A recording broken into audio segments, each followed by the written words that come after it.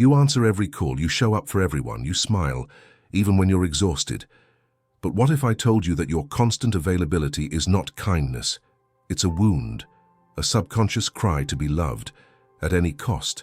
And what if, the moment you stopped being accessible, everything in your life would finally start to make sense? Today, we go deeper than behavior. We expose the hidden trauma behind your need to always be there. The hidden trauma behind always being accessible. We think that being available makes us loved, but Freud would challenge that illusion. According to his psychoanalytic lens, human behavior is rarely what it appears to be. When someone is always accessible, answering texts at midnight, saying yes even when exhausted, dropping their needs for others, the unconscious is speaking louder than logic. Deep down, compulsive accessibility is rarely generosity. It's often fear. The fear of rejection, the fear of being unwanted, the fear that, unless you serve, you don't deserve. This pattern usually begins in childhood, where love was given, in exchange for compliance. You weren't loved freely, you were loved when useful, and so your nervous system learned this: being needed equals being safe. Freud would call this a repetition compulsion, a subconscious attempt to recreate the same dynamics over and over again, hoping for a different outcome, but it never changes. Instead, you keep giving, you keep allowing, you keep draining, until you no longer recognize yourself, until your accessibility becomes your prison. When you are constantly available, you are teaching your subconscious that your needs don't matter. And worse, you're reinforcing the false belief that your existence is only justified when others approve. This is psychological slavery. You don't need chains when your self-worth is tied to other people's opinions. And in Freud's theory, this behavior is often driven by the superego, the internalized voice of authority and morality, shaped by childhood expectations. Your superego says, be nice, be needed, be useful, don't be selfish. But self-neglect is not selflessness, it's self-abandonment, and there's a difference. The tragedy is that people who are too available often carry unprocessed wounds. They learn to smile while bleeding, they learn to offer help while drowning.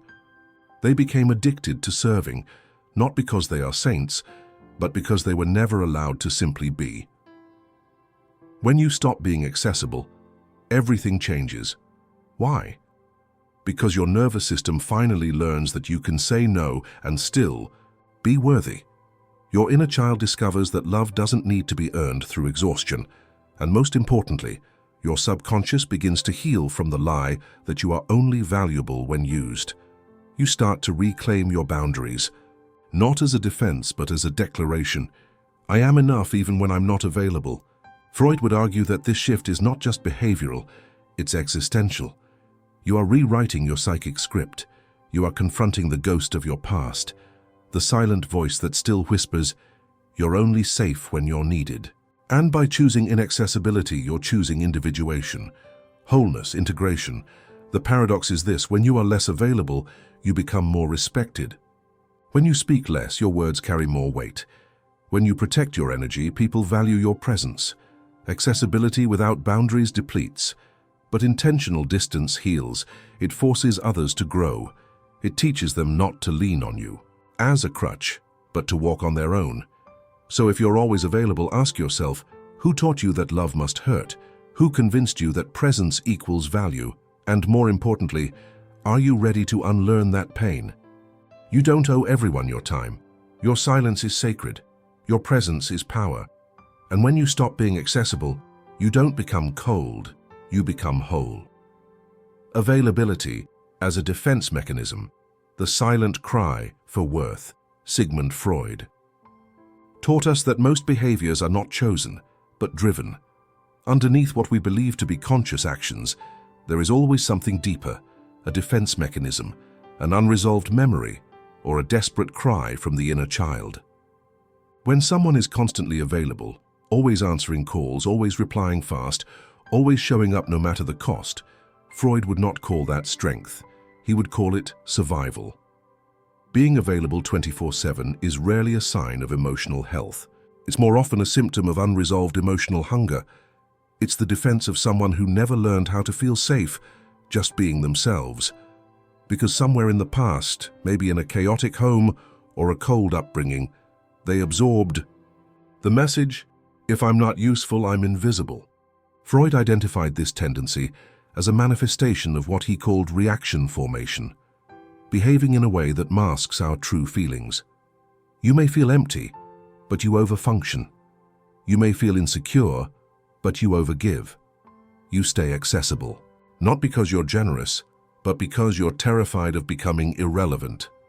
This is the silent cry, please don't forget me, please need me, please validate my existence. And society applauds this. People will praise you for being so reliable, so kind, and so always there. But they don't see the tears you never cried, the rest you never had, the yes that should have been a scream for help. This defense becomes your identity, and the more accessible you are, the more disconnected you become from your own needs. You check your phone obsessively, not just out of habit, but out of fear. Fear of missing out, fear of disappointing, fear of silence, because silence would force you to feel, and feeling would force you to admit that deep down, you're tired of pretending. Freud believed that all defense mechanisms are rooted in the ego's attempt to protect us from psychic pain, but prolonged defense becomes dysfunction, and dysfunction, when unexamined, becomes destiny. So what happens when you finally pull back? When you stop replying instantly? When you protect your weekends? When you start saying no without guilt? At first you panic.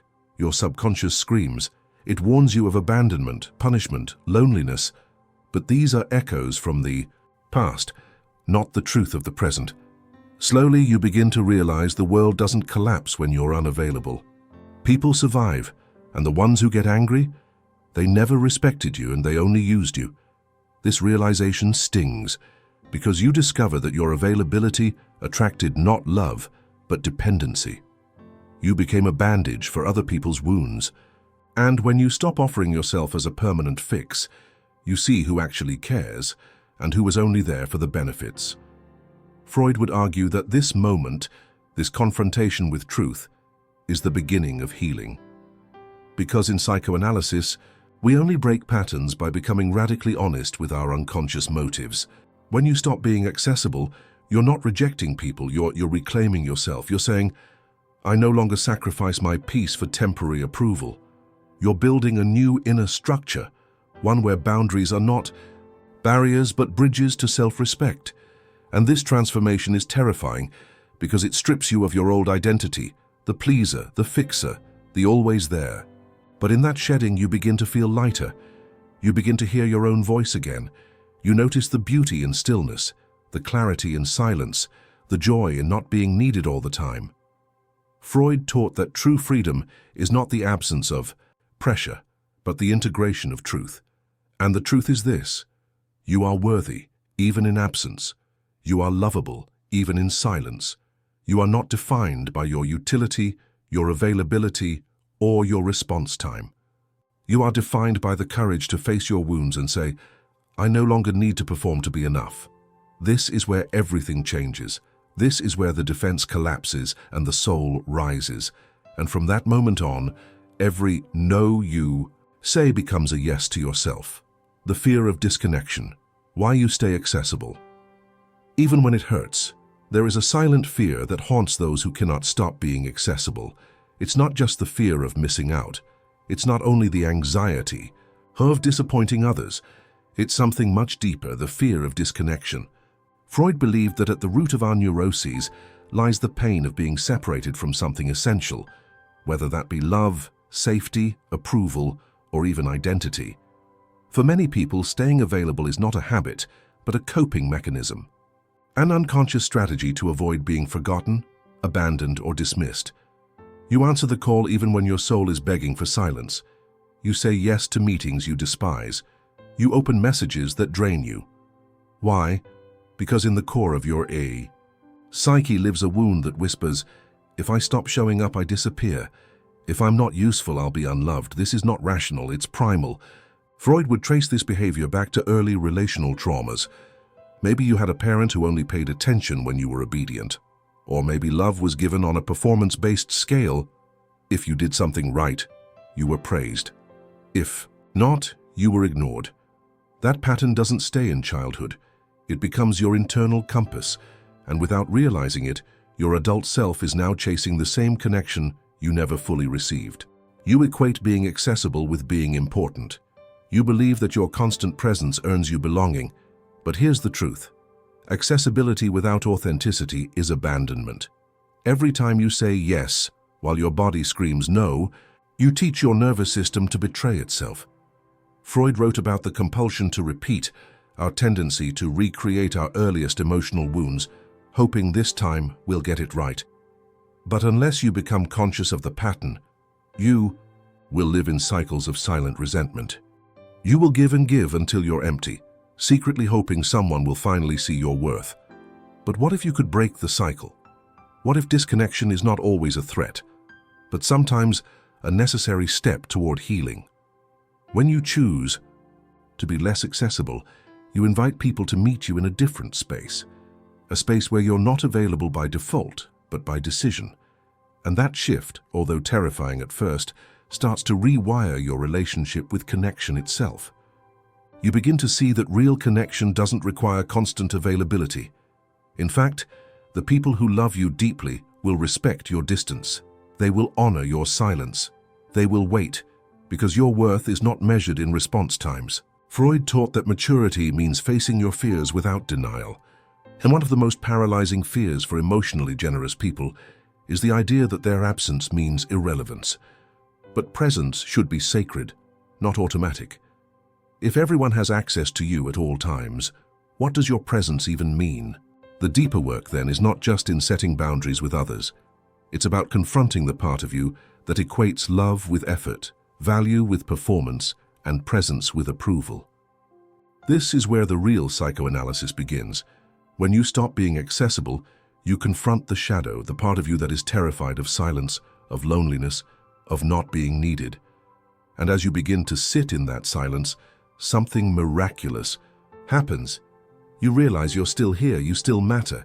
You are not loved for what you do, but for who you are. And the more you protect your space, the more you meet the parts of yourself you've long abandoned.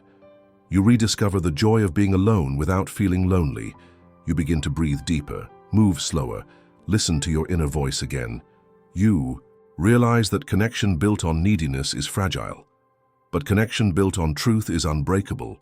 Freud might say, the symptom of over-accessibility is the mind crying for acknowledgement.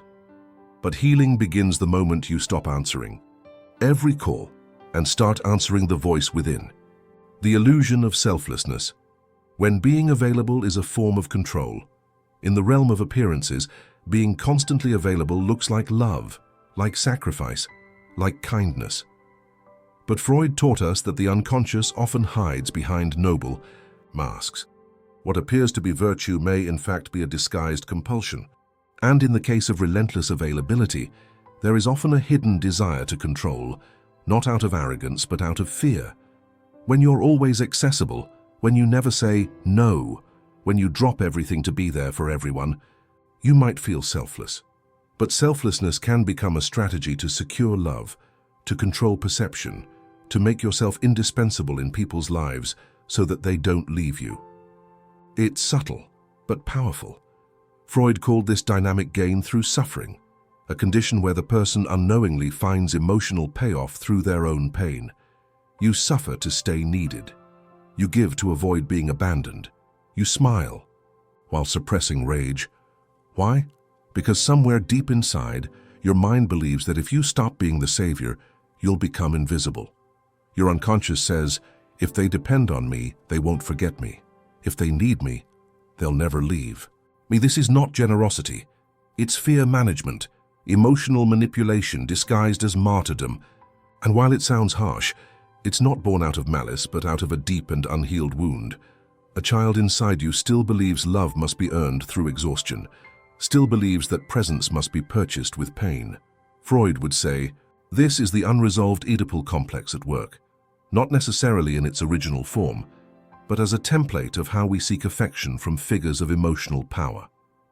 You are replaying that old dynamic where love felt distant, and so you overcompensate. But the tragedy is, the more you do, the more you lose yourself. The more you serve without boundaries, the more your soul whispers, Who am I without the role I play for others? This is not freedom, it's servitude. And the worst part? Most people don't even notice what you're giving because they didn't ask for a savior, they accepted one. Your sacrifice, though dramatic, becomes normalized, expected, taken, for granted. And when you finally collapse, people act surprised, but they never truly saw you, only the version of you that made their life easier. When you stop being accessible, you disrupt the cycle. At first, it feels like you're being selfish, like you're failing your role, like you're letting people down. But you're not. You're confronting the unconscious agreement you made. That your pain is the price of belonging. And you're rewriting it. You are no longer available to be used as emotional currency. You are no longer the emotional ambulance for everyone's crisis. You are no longer a puppet pulled by guilt strings. This moment, when you stop, is when healing begins. Freud insisted that insight alone is not enough. There must be catharsis, a release of emotional energy tied to that ancient wound. And often, this release only comes when you make a radical choice, to prioritize your wholeness over your usefulness. When you stop being accessible, people will react. Some will feel betrayed, others will withdraw. But the ones who truly love, you will adapt. They will rise, they will learn to hold themselves. Because you were never supposed to carry everyone. Your role was never to be everything to everyone. Your only responsibility is to yourself, to protect the sacred space of your mind, your energy, your soul. And this is not selfish. It's self-responsibility. Freud believed that the path to maturity involves owning your needs without shame. So now ask yourself, is your availability love, or is it fear? Are you helping, or are you controlling through kindness? And most importantly, who are you once you let go of being needed? The answer won't come quickly, but when it does, you'll feel peace for the first time in years, not because people love you more, but because you finally stopped abandoning yourself to be loved. Emotional burnout, the psychological cost of being constantly needed. There is a fatigue that goes unnoticed, a form of exhaustion that doesn't show up on medical scans, but slowly corrodes your identity. It's not just tiredness, it's emotional burnout. And Freud would have told you, what wears us down most is not the weight we carry, but the unconscious reasons why we carry it. Being constantly needed sounds flattering on the surface. It gives you a role, a sense of purpose. You become the reliable one, the one who answers, the one who shows up. But underneath that identity is a body screaming for stillness and a soul that has forgotten how to receive. Freud explored this tension through the idea of ego fatigue, the point at which the mind, overstretched by repression and emotional labor, begins to collapse inward. You wake up exhausted, you dread your notifications, you feel resentment brewing beneath your smile, but instead of stepping back, you push harder. Because to stop being needed feels like death to a mind addicted to validation. And this is the root of the burnout, not just doing too much, but believing that your worth is tied to your output. Freud wrote that unprocessed emotion will always find expression in the body, in behavior, or in breakdown. If you suppress your need for rest, it will come out through sickness. If you ignore your boundaries, your body will force isolation. Emotional burnout is your unconscious saying, enough. The emails can wait, the calls can be missed. The world will not end if you say no. But the pattern within you, the one that equates availability with identity, resists that. You fear irrelevance, you fear guilt, you fear the silence of no longer being needed.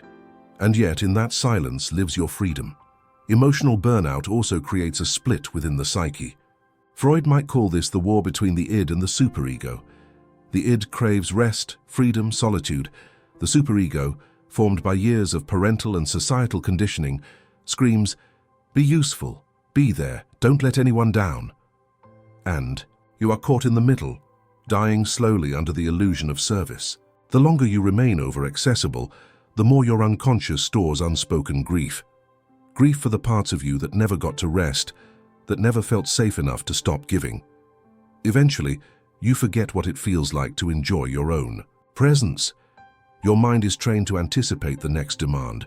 You can't relax because you've been programmed to associate peace with laziness, solitude with selfishness, and detachment with failure, but that is the great lie.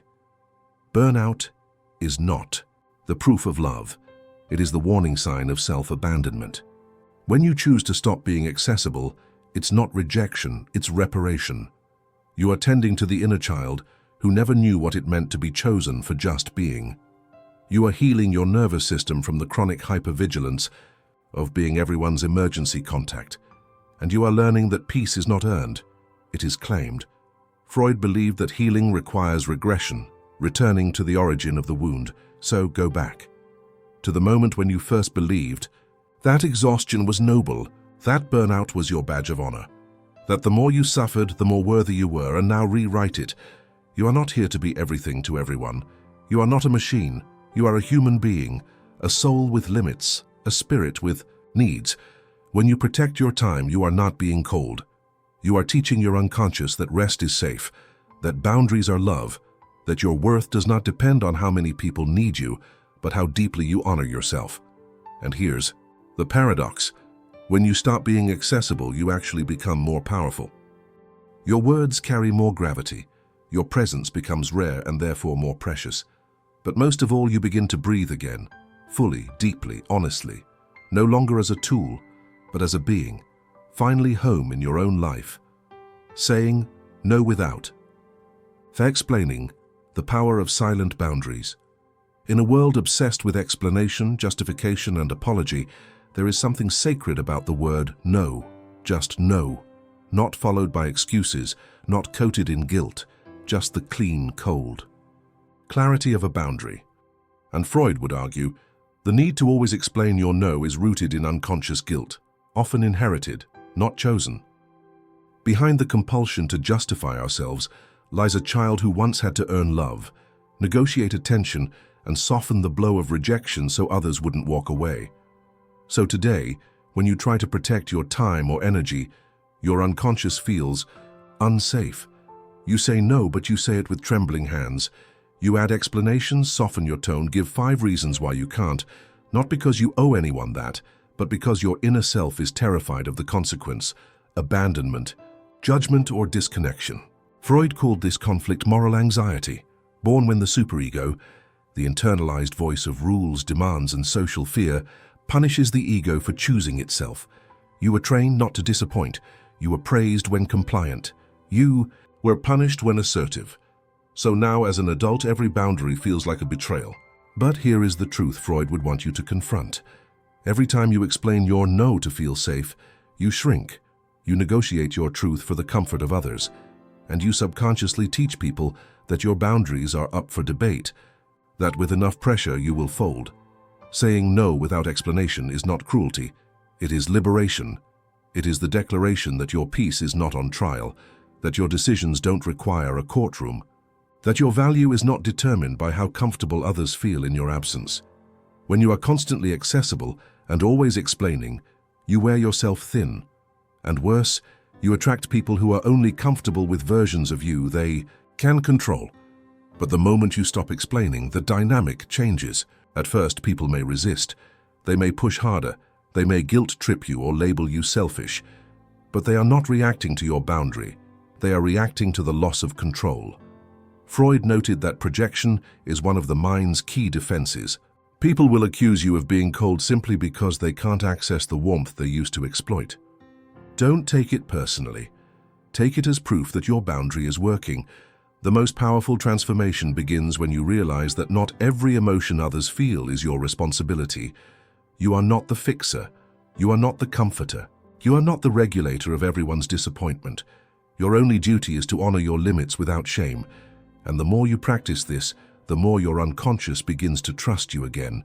It says, finally, we're choosing ourselves. Finally, we're not folding to survive. Saying no, clean, unapologetic, and final, becomes the language of self-respect. It reclaims time. It restores energy.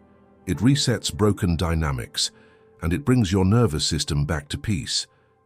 In a Freudian sense, this is the return of the repressed, your denied need for rest, for space, for autonomy, finally being honored. And this act, though small on the surface, is radical at the level of the psyche. Because when you say no without explanation, You are no longer negotiating for belonging. You are no longer trading your well-being for inclusion. You are standing as you are, whole, clear, and free. Let the world adjust to that. Let them feel uncomfortable. Let them question. You owe them nothing. And if you ever feel guilty for being firm, remember, your soul has waited years for you to protect it. Don't abandon it now. Topic 7. The return to self. Reclaiming your inner world through distance. There is a moment in every emotionally exhausted life when silence stops being scary and begins to feel like home. When the noise of notifications, the pull of others' needs, and the weight of being constantly on call finally break you open, not to destroy you, but to bring you back to yourself. Freud spoke of the importance of withdrawal, not as an escape from reality, but as a path to rediscover the self beneath the roles we play. Because the over-accessible person rarely knows who they are without their performance, the fixer, the listener, the peacekeeper, the emotional emergency contact. These roles become so fused with identity that when you start pulling away, it feels like death. But it's not death, it's resurrection, a return to the self that existed before you were trained to abandon your needs to feel worthy. When you stop being accessible, when you embrace distance, emotionally, physically, energetically, you create space. And in that space, the repressed begins to surface. You start remembering what you love, what you think, what you feel. You begin to hear your own inner world again, the dreams you postponed, the exhaustion you ignored, the boundaries you silenced. Freud believed that the unconscious always seeks return. It wants to bring the fragmented pieces of the self back into integration. But it can only happen through stillness. And stillness is impossible when you are always surrounded by noise, neediness, and demands that were never yours to carry. Emotional accessibility without discernment scatters your energy. It tears your soul into fragments, trying to be everything to everyone. But when you retreat, not in bitterness, but in reverence, you become whole again. You begin to distinguish your voice from the voices that have shaped your guilt. You start noticing which relationships were built on mutual respect and which ones depended on your silence. And this awareness hurts, because when you finally withdraw, you will grieve. Not just the people you leave behind, but the version of you that believed you had to be available to be loved. That version was innocent, but also enslaved. When you stop being accessible, the grief is real, but so is the clarity. You realize who shows up when you're not performing, who checks in when you're not giving, who respects your space not as rejection but as revolution. Freud would call this individuation, the painful yet powerful process of becoming an integrated self, not defined by others' needs, but by inner truth. The people who get angry at your distance were never with you. They were with what you gave. That's not love, that's utility. And as you pull back, you reclaim your energy from places that never deserved it. The return to self is not loud, it's not dramatic. It's quiet, slow, intimate. You take walks without explaining yourself. You sit in silence without apologizing. You let people wonder, and you let go of the need to manage their discomfort. Because now, you are protecting something sacred, your soul. And here's the paradox. The more you return to yourself, the more magnetic you become. Your energy no longer leaks. Your presence becomes potent. People may not understand it, but they feel it, and the right ones will honor it. Freud taught that healing is not about fixing the broken, but integrating what was once fragmented. When you stop being accessible, you are not becoming selfish. You are becoming unified.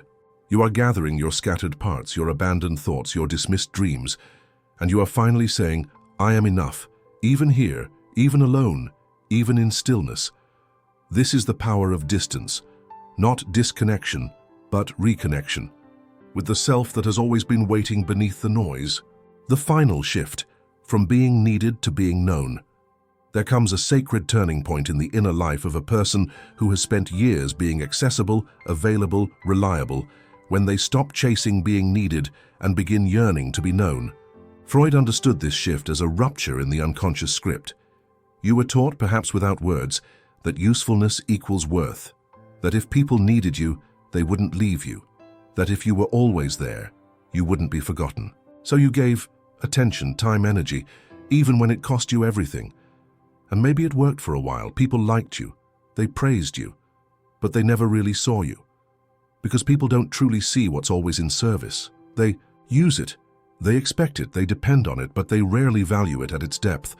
And this is the tragedy. The more accessible you are, the less visible your soul becomes. You are present but not perceived, close but not connected, essential but not known. Freud would say that this dynamic is rooted in a defense, a protective structure built in childhood, where invisibility felt safer than rejection. So you adapted. You shaped yourself around others' needs. You became a mirror, never a window. But inside, the longing to be known, fully, vulnerably, without performance, never died. It simply waited for the moment you'd have. Enough courage to break the pattern, to stop being needed, and to risk being truly seen. This is where the final shift begins. When you realize that being constantly needed is not intimacy, it's dependency, it's emotional labor disguised as connection. True connection doesn't demand your exhaustion. It invites your essence. It doesn't measure your value by how available you are, but by how real you're willing to be. So you begin saying no, not just to tasks, but to roles. You stop playing the savior. You stop fixing what isn't yours. You stop managing other people's emotions to protect their image of you. And in that stopping, you step out of the role and into your truth. The fear is real. What if they leave? What if they forget me? But then something beautiful happens. The ones who only loved the version of you that served them disappear, and it hurts, but it also heals. Because you see the difference between attachment and authenticity, between being needed and being known. The former enslaves you, the latter frees you. Freud believed that healing requires mourning, letting go of illusions we once clung to for safety. And this is one of the hardest to release, the illusion that you must be useful to be loved. But when you do, you awaken to a life where your value is no longer tied to your performance, to relationships that respect your no as much as your yes, to moments of silence where your presence is enough, and to a self who no longer needs to be edited to be accepted. When you stop being accessible, you create the space for real recognition, not for what you do, but for who you are. And the ones who stay, they are the ones who love you, not for your usefulness, but for your truth. That is not the end of a story. It is the beginning of a new life, one where being needed is no longer the goal, because being known, truly known, has finally become enough.